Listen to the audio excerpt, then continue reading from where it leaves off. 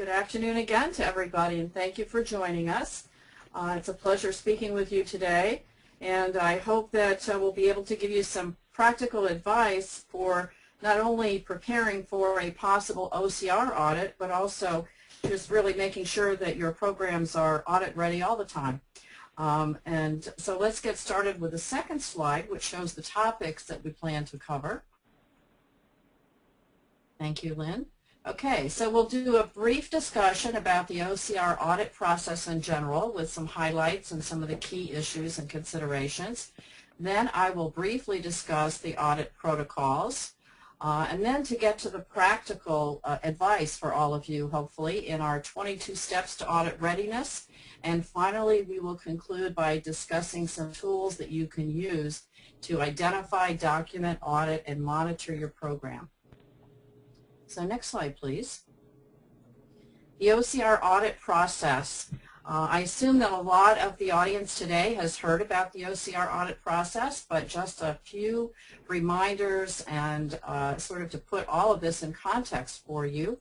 As we know, the high-tech regulations include the requirement for the audits, and the audits are to cover both covered entities and their business associates in terms of complying with HIPAA. And as we know, the pilot audits that are being conducted this year so far are dealing only with covered entities.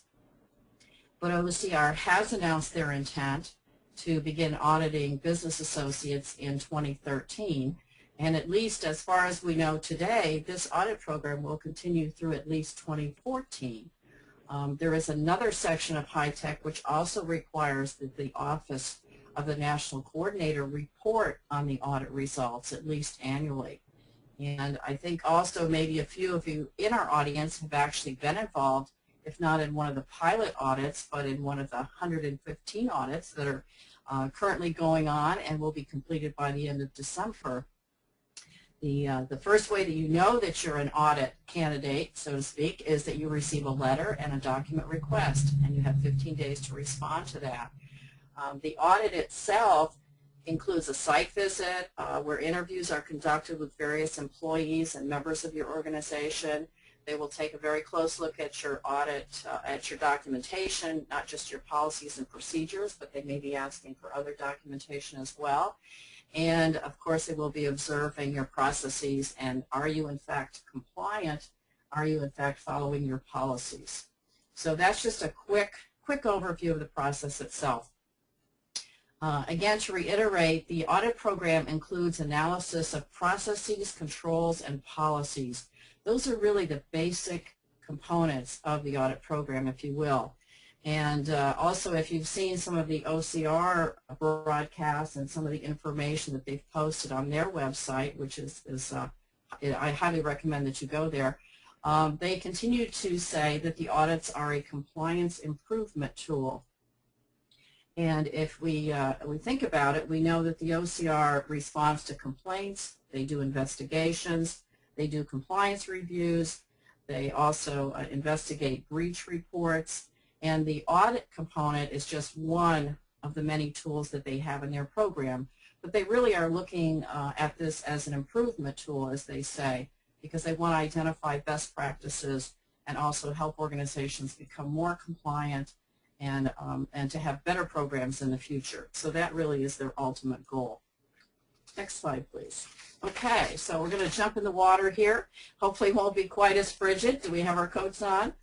And we'll first start by talking about some of the issues that have been found in these early audits. So on this first slide here, on slide number 6, you'll see a list of what OCR has deemed to be the primary privacy issues that they have picked up when they have been doing these audits to date. First of all, the process for denials of patient access to records. That one seems to be an issue with some of the early candidates for the audits. The failure to provide appropriate patient access to records, and I think probably the most glaring example of that is the Maryland case, which most of us I think have heard about, where the group of physicians did not provide access to patient records after several requests by those patients, and took about 2 years to complete the entire investigation. But they were fined in excess of $4 million, and basically they received the highest fine that they could receive, given that they had not provided access to records, and they had also disclosed other records inappropriately. The third bullet there, lack of policies and procedures, and this is not necessarily everybody's favorite topic. We hear about it all the time, but it really is true. And when I'm out in the field, I do see a number of programs are still lacking in those policies and procedures. The privacy rule has been in effect since 2003. We're coming up on 10 years. The security rule since 2005, and it's interesting that we still have a number of covered entities of all sizes, large and small, throughout the entire country that still need to do some policy work. The next item, the uses and disclosures of information about patients who have passed away. And this is something that you can include as a separate policy, as we sometimes see, or include it in your overall uses and disclosures policies. But it is an issue that I would suggest that you get your HIM people involved. There are state laws that also have very, very specific requirements in terms of providing this information to law enforcement, to the coroners, the medical examiners, to researchers, and to others. But it clearly is something that stood out in these audits, so we know that it is on OCR's radar screen. Now, also, in a similar vein, the disclosures to personal representatives. A lot of covered entities are not very clear about how they define and how they work with those personal representatives. So take a look at your policies, take a look at your procedures, and make sure that your staff and everyone really does understand what a personal representative is, and that you have codified that appropriately, and that you are in fact following the requirements in that area. These are all things that can easily be solved and resolved, so they shouldn't necessarily appear on an audit finding. The last bullet, in terms of privacy, and it also pertains to your program in general, deals with your business associate contracts. And it goes beyond just having an updated agreement or having a listing of contracts. Some of these contracts have been in place for a number of years, but there's really been very little, if any, communication between the covered entity and the business associate as to what the mutual expectations are. And also, as we know, with the high-tech regulations to be coming out soon, we think, the business associate will be treated the same as a covered entity in terms of having to have policies in place, training programs, and so forth. So this is an area, I view it really as one of the top 3 or 4 areas that all covered entities should be looking at their process, looking at their, not just their agreements and their policy, but looking to see if in fact they're doing all that they can in this area of business associate agreements. And an example of that, something that happened also, was that the company SAIC was using information. I had a great deal of information that they were transporting for a client, left the information in a car, in a garage, and the information was stolen. So we have many instances of business associates that have lost, or in some cases had a breach that has affected the protected health information of their clients, the covered entities. And these have accounted for a significant number of quite large breaches as well. When you look at the security issues, the findings that have come out of the OCR audits deal with user activity monitoring, and by that, of course, we mean the access audits. This is an area that is getting a lot of play, a lot of attention. As we know, the high-tech regs are proposing that there be much more robust accounting of disclosures. Whether or not that proposed rule will go through as it is currently written, we don't know at this time. But there is a lot more activity in terms of covered entities either buying software or putting in processes and programs to help them with the monitoring. And another point that I'd like to make here too is that with the electronic health records that we have been implementing across the country, many of these systems are pretty open. We're not necessarily able to stick with what we used to refer to as role-based authorization to review records. You could be a physical therapist, but you can really, rather than just getting into the area of information in the record that you need to do your job and document your work, you really have access to a lot more than that. So this requires, by having much more openness of records and information available to a lot of different parties, does require a much more robust approach to monitoring those users and then following through in terms of what do you do with that information when you have it. Contingency planning, which also includes disaster recovery. This is an issue that comes up a lot, and I have seen it as well in the field. In many cases where program looks very, very good, things are in place, people are aware, they've been trained, the technology is good, there's change management processes and so forth, but there's very little, or in some cases almost a total lack of contingency planning and disaster recovery.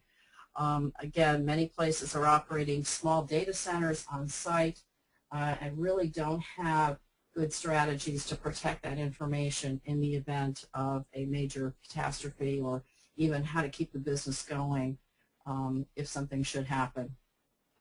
Media reuse and destruction. Again, we see people in the news. Some of perhaps one of the best examples of this is some of the large pharmacies that were looked at a few years ago in terms of finding prescription information in the garbage bins and so forth. But it goes beyond that in terms of USB drives and disks and so forth.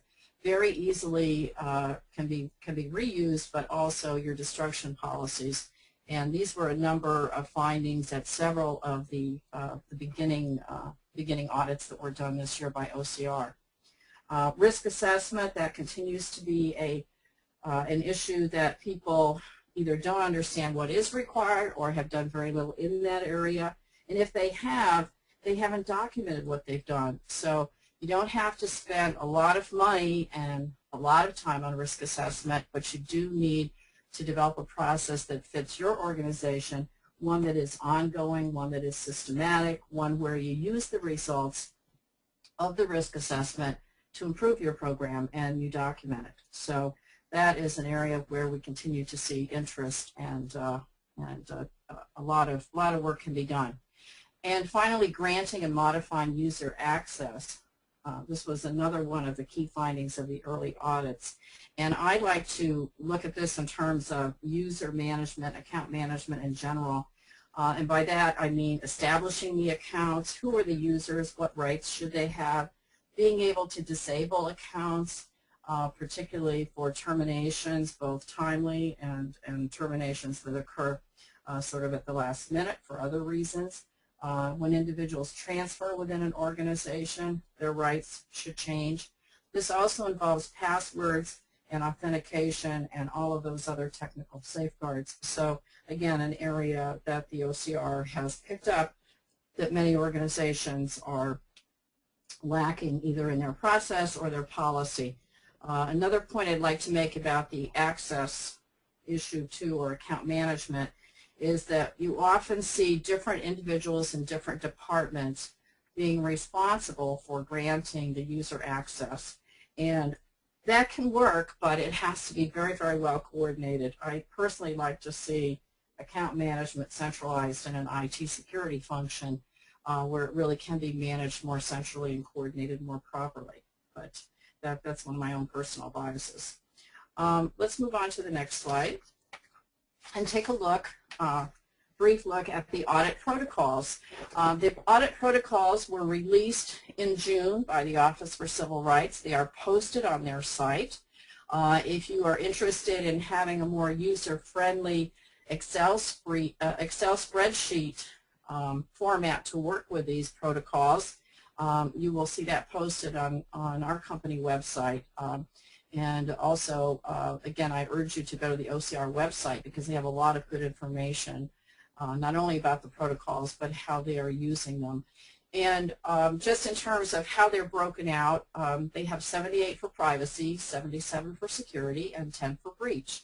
And if you look at the protocols, if you have looked at the protocols, you'll see that they have a column that they refer to as key activity. And by that, they basically mean what is the primary requirement of that standard in the rule. So it could be risk assessment. It could be, in the case of the breach rule, notification to the media, the timeliness of the notification, and the methods of notification, and so forth. And then they have what they call an audit procedure in another one of their columns. And these are actually it's sort of a cookbook to the auditor to say in fact, they use the term inquire of management as to whether a process exists for notifying an individual or an individual's next of kin of a breach, and so forth. So it's a very very detailed, very specific audit procedure as they refer to them. So the next slide, please. I want to make a few points about using these protocols. And it is true that the protocols do focus more on the security rule and the technical safeguards of the security rule. And if we look back even to some of the earlier audits that CMS did, it does seem that they focus more on the security aspects. I'm not sure why that is, and we'll talk in a minute a little bit about the privacy rule and some of the areas that they include and that they don't include. I think it's probably a question of the fact that the people that are involved in this come more from a technical background, and they think that those are the technical safeguards are really the key to protecting confidential information. And remember, they're only one of those requirements, because we have other requirements. And of course, the ultimate protector is the individual person, and how well trained they are, how aware they are, and how interested they are in protecting your information. So the protocols really do include technology as a key component. Now, they don't include certain questions that an auditor might ask. And again, the protocols are meant to be a guide. I would not necessarily recommend that you go through each of these protocols and spend a great deal of time trying to answer every single one of them for your organization, because a lot of them, I shouldn't say a lot of them, but many of them do go beyond what is actually in the standard. So I always say, look to the standard. What does the standard say, and how are you meeting that standard through your policies, through your processes? So use the protocols as a guide. If you have had a breach, you will be asked questions about that. So that's an example of a question or a line of questioning that may go beyond what is actually in the protocols. The bottom line is, use the protocols, but don't expect that that is what the audit is going to be exactly like. It's not necessarily going to go that way. These are meant as a guide. Okay, so the next slide, please. Talk a little bit more about, as I mentioned, it doesn't include all of the standards in the privacy rule, but they could ask questions that go beyond. There really are 7 components in the privacy protocol that are included, or 7 components of the standards. And they're ones that we could expect, but as those of us familiar with the privacy rule know, there are many, many other standards and requirements in the rule itself. So this is just a listing of what they have been focusing on. And let's also keep in mind that the OCR has promised that they are going to be reviewing, using the results of these audits to improve and modify the protocols. So at this point in time, this is what's included in the protocols, but that could in fact change. And so again, my advice always is go back to the standard, because the standard is what is really expected in these rules. The next slide, please. Okay, this is a little bit of a repeat. Apologize for that. It doesn't cover many of the standards, but the key here again is to evaluate your policy with your process. We see a lot of policies written, a lot of policies posted on the intranet, on the employee portal, policies put out in various sorts of ways, and many of these policies are very well written, very well scoped. They do include key information. Some of them are way too long. Some of them are written in much higher level or a legal type of language that makes it very difficult for the average workforce member to be able to understand what it is that's really needed. But in some cases, the policies really do not mirror what's happening within your organization. So if you have a set of policies that was developed several years ago, or a set of policies that was developed to meet the legal requirements of the law, I really urge you to take those out, take a look at them, and look at how you are following them. Maybe select 2 or 3 and do some sort of internal audit in terms of how does your policy really work in terms of the real world, and what does the workforce know about the policy? Are they able to, in fact, implement them as they are written? So use these protocols again as a reference document. Okay, let's move to the next. And finally, the last slide about the protocols. And I've said it before and I'll say it again. If you stick with the standards of the privacy rule and the security rule, you will be covering all the bases. OCR, again, they're looking for continuing compliance. And the key here is that your program today should look quite different than it did in 2003 or 2005 for security, especially on the security side, because a lot of things have changed in terms of technology and devices and things that we didn't even comprehend or really contemplate would be in such full force as they are today. Mobile devices, it wasn't something that we talked about that much in 2005, but today clearly our environment has changed.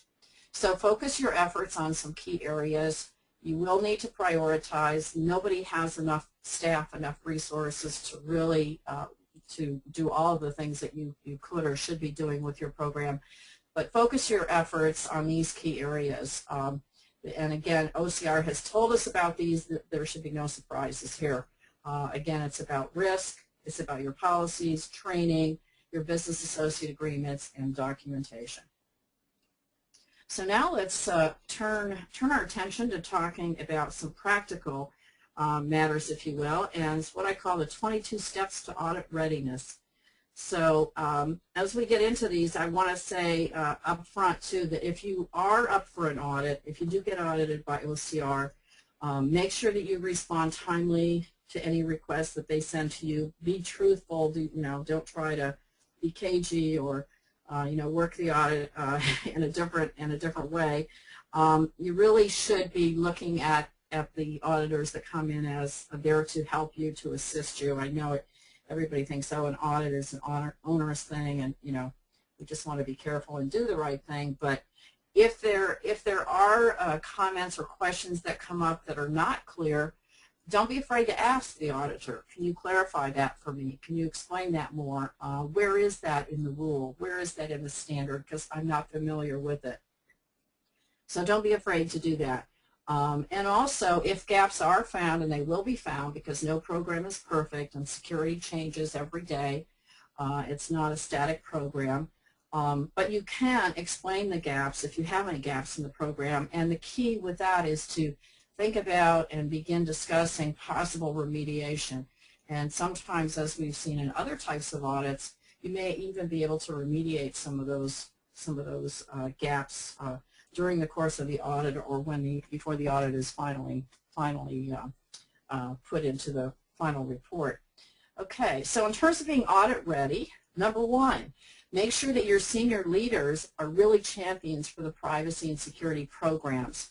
Often we see that the privacy officer seen as the HIPAA cop, and the senior person will say, well, Mary takes care of that for us, she's our HIPAA cop, or Joe is our IT guy and he's taking care of security for us. And the senior leaders cannot really speak to some of the basics of the programs. So make sure that they are involved, that they are knowledgeable, not only the senior leaders but other key members of your team.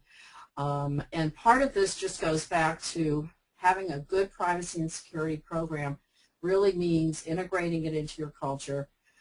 It's not just a regulatory function. It's something that you do every day. It should be seen as, when we look at safety, when we look at hand washing and some of those things, it just, it becomes part of what you do.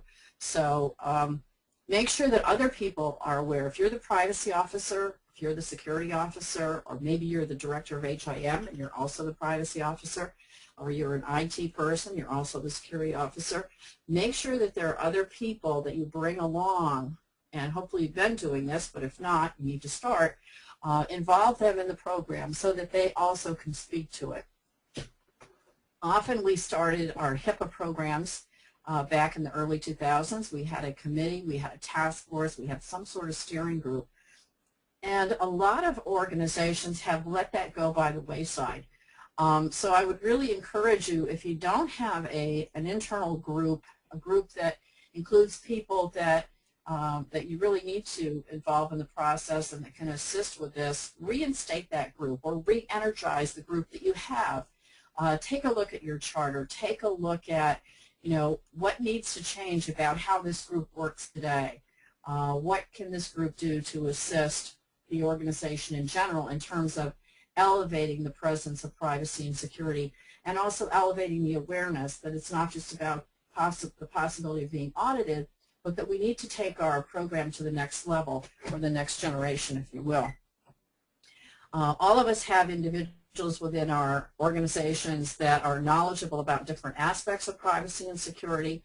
So if I were a privacy officer or security officer, what I would do is I would be thinking about these individuals and actually enlisting and asking people, how do you feel about being prepared to speak to, this policy, our policy on uses and disclosures, if it's perhaps it's the HIM director and that person is not the privacy officer. Or maybe it's somebody who works in a different department who's the systems administrator who is very, very good with some of the security aspects. Maybe it's somebody in the environment of care area who has been involved in looking at some of these issues in terms of physical safeguards.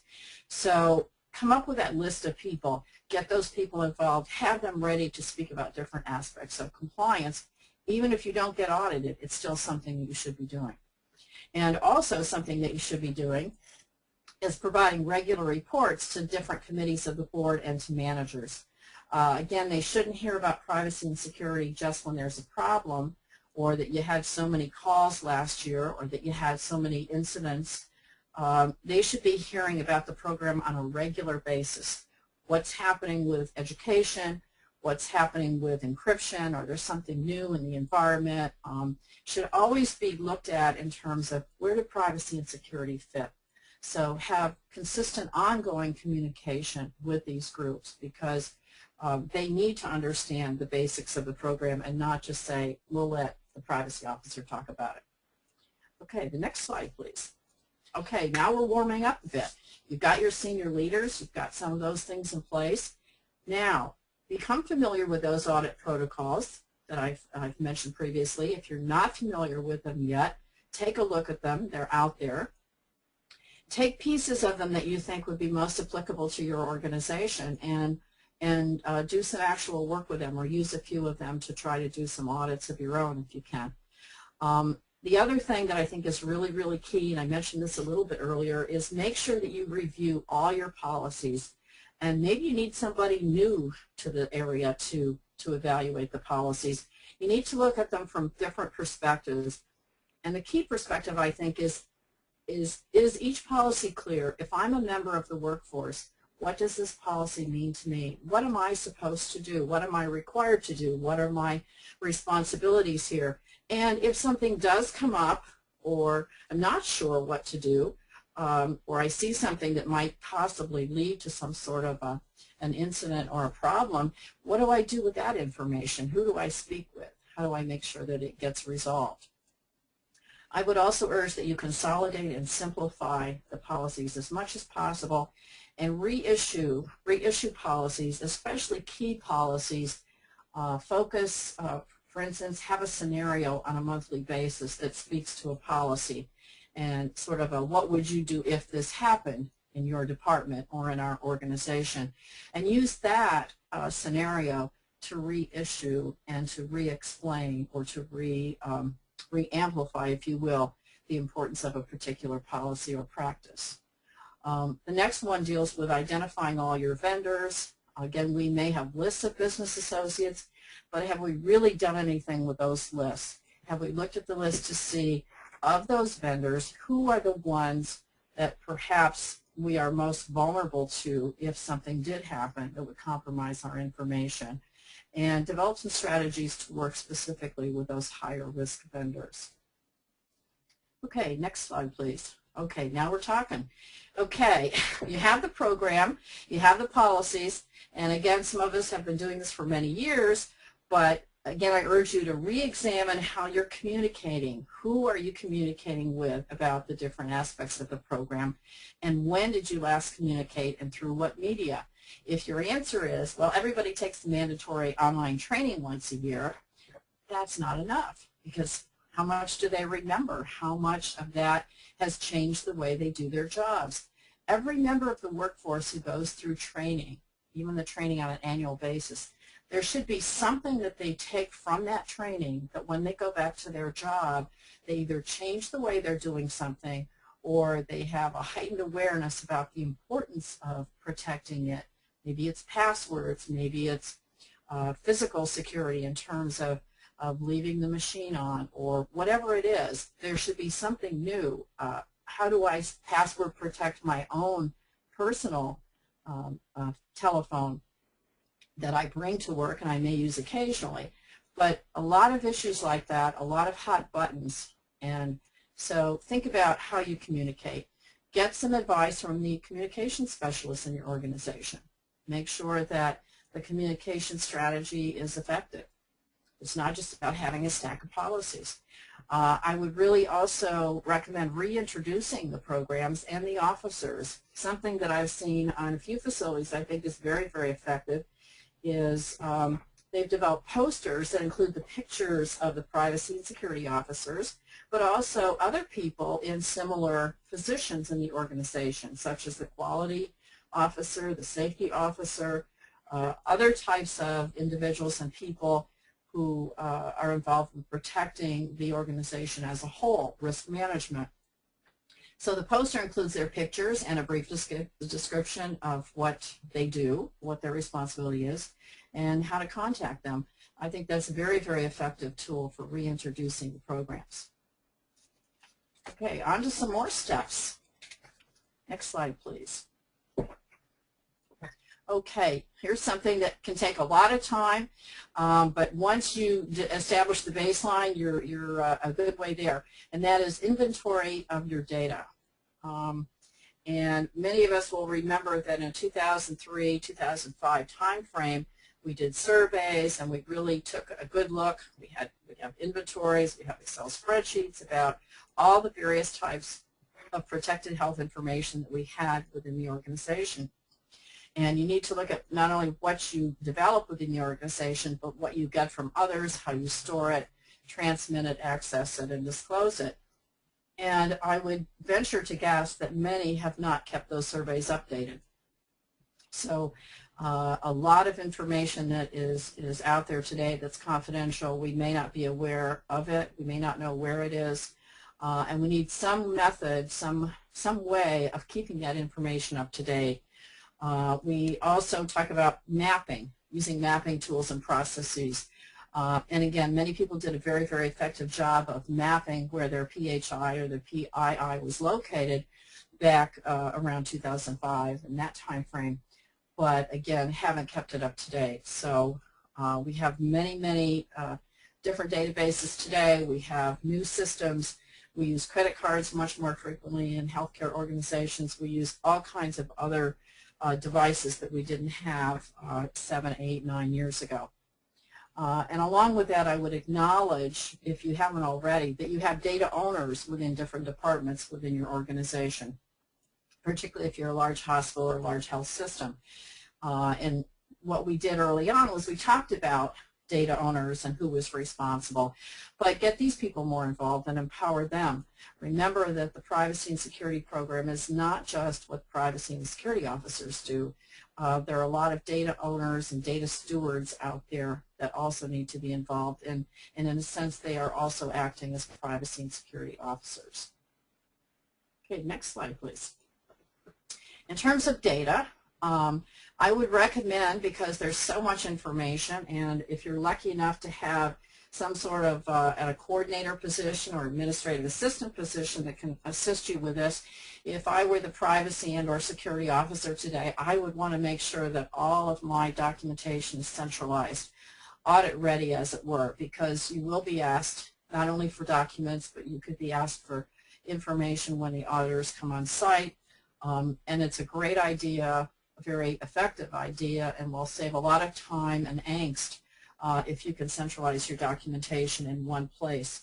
I would have printed copies of some of these key items, but I would also have a database repository, electronic database repository. And you can see the listing of items here, and it goes even much beyond this. I would have remediation plans, obviously your policies, and with your policies you want to be able to show, okay, we had this policy in 2003, and we revised it, and we included this, and we changed that, and, you know, version control and documentation that the policies have in fact been approved. You have minutes from the meetings where that occurred.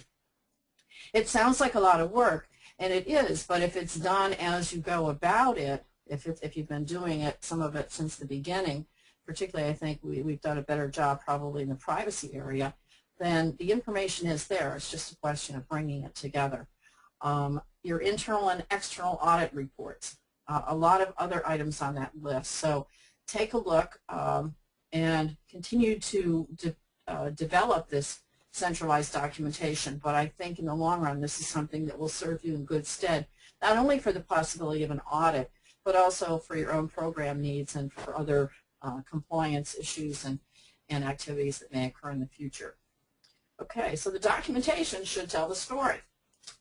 And if I'm an auditor and I'm coming into your organization and I look at this type of documentation, I can pretty quickly determine what type of program you have and where your issues are and what you're working on and what your concerns should be. Now let's take a little bit deeper dive here, if you will, and some other things that you need to do to sort of round out your audit readiness, if you will. And I'm sure you're doing some of these now. Make sure that you're monitoring the results from not only from the OCR audits, but other audits that are occurring. Meaningful use audits are going to be going on as well, other types of audits. So whoever in the organization is the quote chief auditor, and I say that sort of tongue-in-cheek because it doesn't necessarily have to be the internal audit person, but there are people that are doing various types of audits. I would include those individuals in your conversations as well and make them aware about the OCR audits. Most people who work in hospitals know about a lot of different types of audits, and clearly RAC audits are something that we've been hearing about for a while, but I would venture to say that fewer people in your organization really know what these OCR audits are and what they're about and what could be coming down the pike. So, you know, I would urge you communicate with and talk to the others in the organization that are involved in all types of audits. Review your program against the weaknesses that have been found. In the slides we saw earlier on privacy and security, those are just some of the key high-level issues that OCR has already issued, but I look for more to come out of OCR next year as well, and that can help all of us look at what do we need to do with our program to make sure that we don't fall into any of those categories. Share your experiences with others. There are a variety of groups that do that now. You see some forums, particularly at some of the HIMSS gatherings. HIM, that group is another group that often has these conversations because the HIM professionals, some of them are privacy officers and others are very involved in these programs. So find out what others are doing. And another activity that you can undertake depending upon your organization is you can implement an internal mock audit process. And that might be a very effective way also of getting other individuals involved and getting them to see that this is not only serious business, but that privacy and security are also their responsibilities. Okay, the next one is play it up.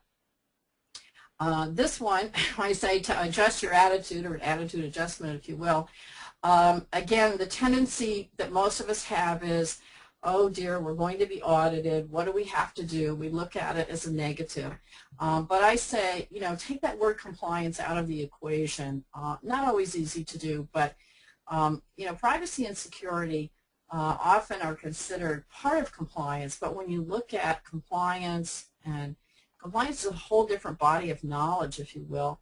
than privacy and security. Yes, there are some similarities, but the whole breadth and depth of information and knowledge about each of these is really, they're really specialties unto themselves.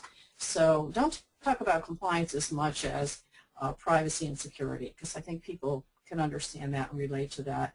And make sure that you take any audit findings that either you get or audit findings that you've seen from other organizations. Take those findings and look at them as ways to improve a program, not necessarily what did we do wrong and where did we get dinged. And then finally, I would say hype your program. You know, celebrate the good things about it. Let people know that you've got an effective program and you've been doing all of these things to make it the best program that it can be, given your organization and your circumstances. Okay, so many of you may have heard about. If you have not, I highly recommend a resource. Again, this came out this summer as well. The Office of the National Coordinator has published a guide to privacy and security of health information. And it's got a lot of great information in it. It's not a very long document. It's about, I would say it's about 40 pages, but it's written in such a way that it explains why privacy and security are important, why they matter. It talks about risk analysis, gives some very, very good and basic information about how to go about conducting a risk assessment, risk analysis. It talks about privacy and security, and gives what they call a 10-step plan for meaningful use. And again, they talk about leadership, they talk about policies, they talk about these key elements of good and effective privacy and information security programs. There's also information in this guide for small practices. So again, I highly recommend it. It's out there on the ONC website, and it's a document that you can also give to your committees. You can share with physicians, you can share with others in your organization, because it's easy to interpret, easy to understand, and it's a very user-friendly document. Okay, the next slide, please.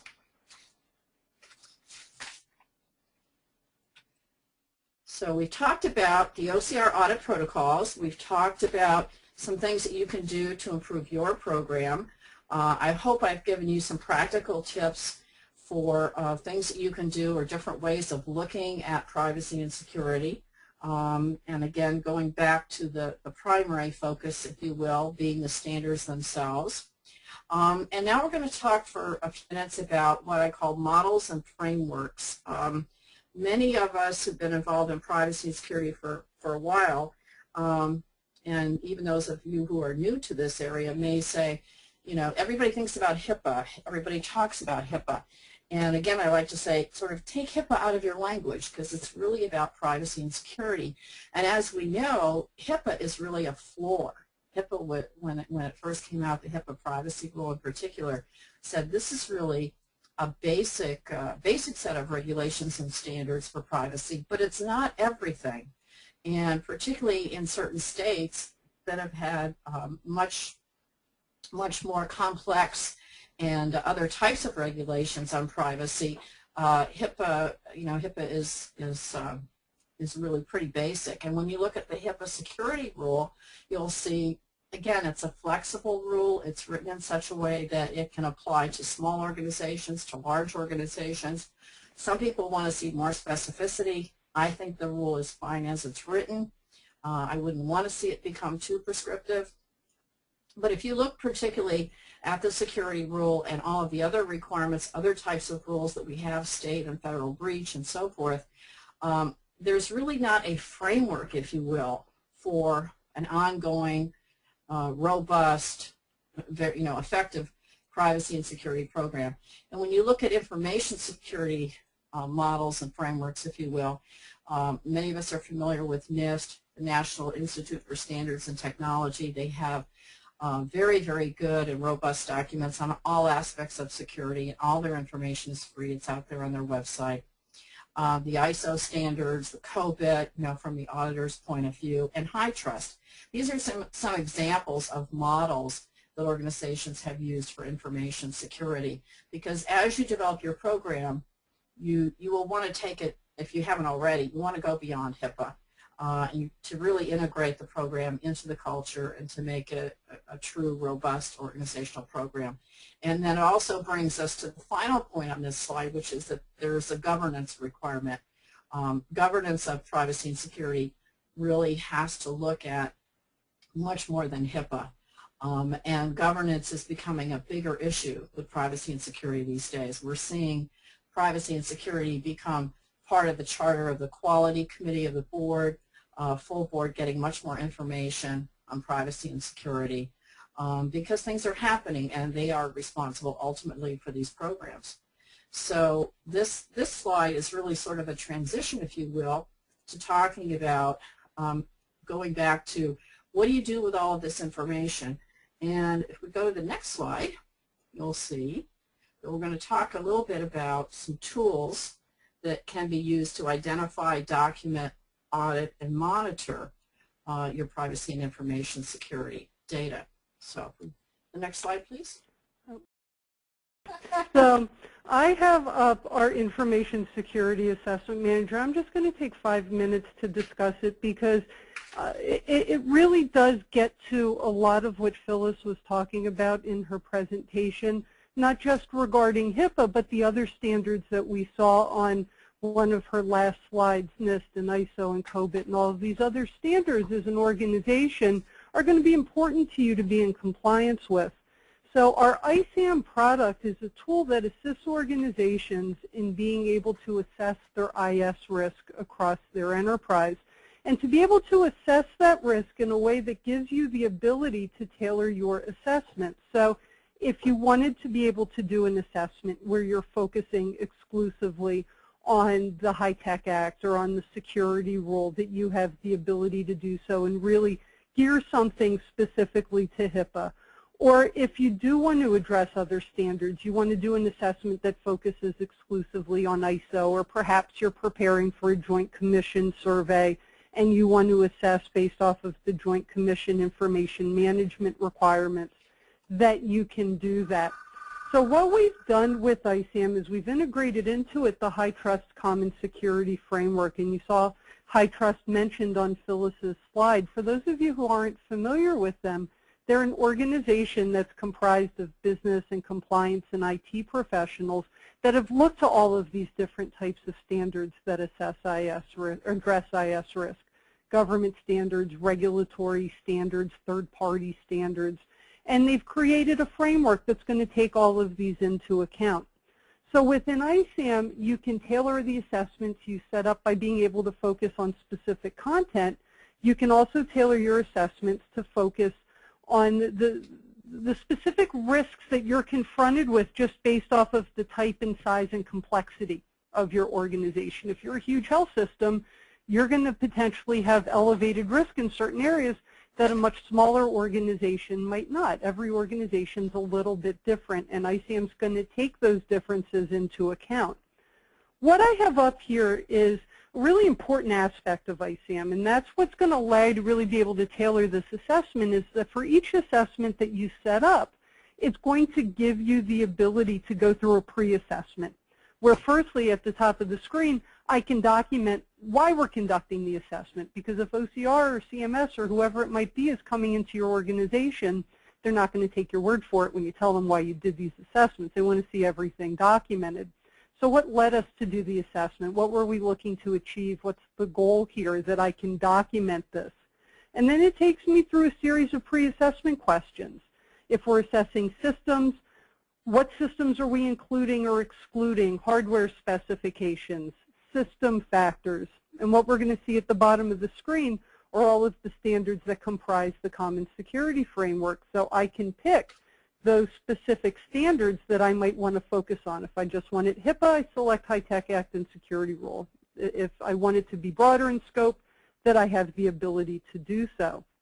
If it was going to be focused more on the organization itself, then I'm asked questions like, what type of organization are we, and bed size, and are we in one state or multiple states, and things like that. But it's going to give me, for all of this content that's in the system, going to recommend to me what standards we should be focusing on in the system, the controls, or the domain-related questions that we should work on. As far as conducting an assessment, if I bring up some standard content just so that you can take a quick peek at it, it is, for the most part, the content are going to be yes/no questions. And for those of you who might use our risk assessment manager, our ComplyTrack risk assessment manager, very similar in concept. So I can go through, I can, with the multiple choice, answer the questions. I can build in comments. I can attach supporting documentation. I can see where the questions came from. So if someone doesn't understand why we asked the question, they can see where it came from. And in this case, there's a variety of different standards that touch on this. So I can see where these requirements cross over these different standards. I can generate corrective action plans for everything that we're doing in the system. So as issues are detected, being able to manage the remediation of them within the application. So being able to account for milestones we have to manage, being able to build in resource estimates and manage the process, and being able to generate reports, whether those are heat map reports, whether those are progress reports where we have data and graphs, scorecard reports that allow you to view your compliance in a variety of different ways, compliance with the standards, compliance based off of the different components of your structure that are being assessed, different snapshots that you can get that you can present to a board or a committee that are going to be able to see at a glance what you're doing, where your risks exist, and then over time, as you're improving, that you're going to have that information in the application, and you're going to be able to demonstrate that, whether that's internally or it is to an outside group that is coming in. So just a couple minutes that I wanted to highlight what we're doing with this application. If it's something that you would like more information about or you'd like to see a demo for, we can certainly, we would absolutely be happy to have that conversation with you. But for the sake of time and knowing that we are getting toward the end of our allotted time, I will turn it back over to Mary to see if there are extra questions that have come in that Phyllis can address.